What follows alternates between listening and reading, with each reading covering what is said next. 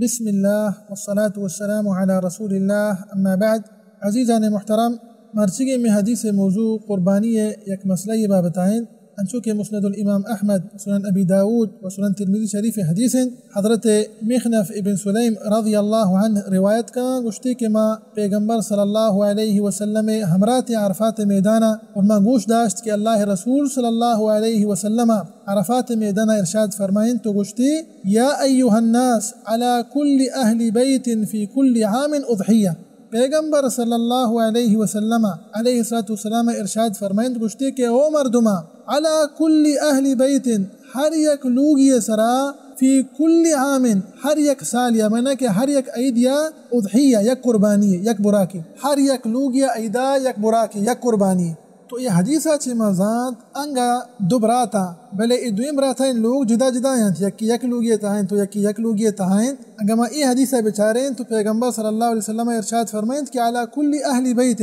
تو ما گوشیں کہ ای دویم برات وحدی کے جدا جدا ہیں شانی لوگ جدا ہیں یکی جدا ہیں تو یکی جدا ہیں ای دوین انسرا یک قربانی ہست بمعنی کہ آ جدا یک قربانی اللہ راہ حیرات بکن تو دومی جدا یک قربانی اللہ راہ حیرات بکن بشرط کہ شان کرا گنجائش و قدرت و استطاعت بھی فرچا کہ علماء کرام ارشاد فرمائنا چونکہ موتی گوستگی قربانی مسئلہ مسائل انتہا ذکر کتگا کہ قربانی حکم متعلقہ علماء کرام ارشاد فرمائنا جمہور علماء قول ہمشی کہ قربانی سنہ